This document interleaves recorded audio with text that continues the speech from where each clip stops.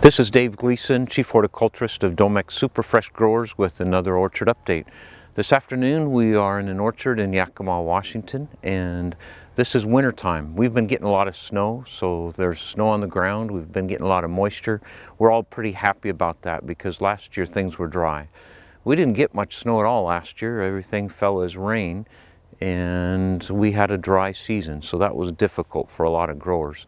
This year we have lots of snow. I keep saying the word. It feels good to say the word snow this year.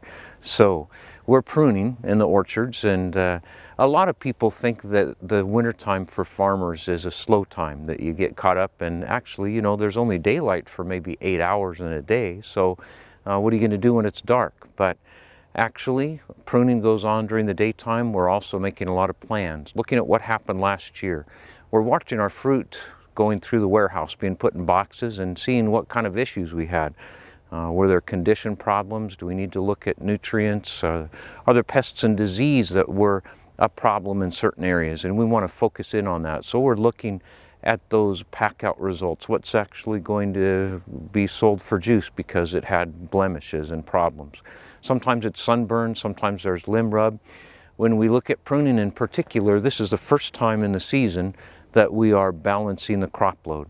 So we're looking at the tree, and as we go through, we do several different stages. First of all, we go through and we set the trees into their location. So we use a hedging machine that establishes the boundaries of the tree.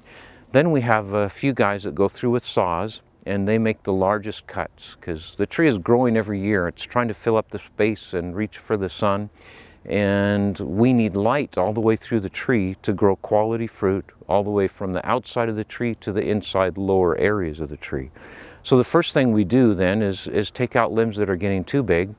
As it becomes too large, it produces smaller fruit and less fruit. And young wood produces the healthiest, best tasting fruit. So then the other thing we're looking at is how that fruit is going to hang in the tree. So we're getting rid of wood that's upright and cutting to wood that's more lateral, and again, first of all, sawing out the big pieces. Then we're coming back in with these hand loppers and we're detailing things out. So we're making selections, and we're actually in that process reducing the total number of buds in the tree, because a tree by nature normally will have way more flowers than it needs apples. So we have to start reducing the total number of buds on the tree which produce the flowers, because the flowers become apples. And if we leave them all on the tree, first of all, they'll be small and they'll have poor color and they won't taste as good most likely. But also, when the tree uses that much energy to produce that many apples, it will start bearing one year and not have fruit the next. So these are all things that we're considering. The other things we're doing or planning for spring projects. We have some new ground that we'll be planting and old ground that we're refurbishing. We've taken out some trees. We'll be putting in some irrigation systems and just getting ready for all the work that has to be done when the snow's gone and things start showing green again.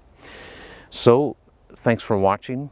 This has been Dave Gleason again with Domex Super Fresh Growers. If you'd like more information, check out our website, superfreshgrowers.com. Like us on Facebook, follow us on Twitter.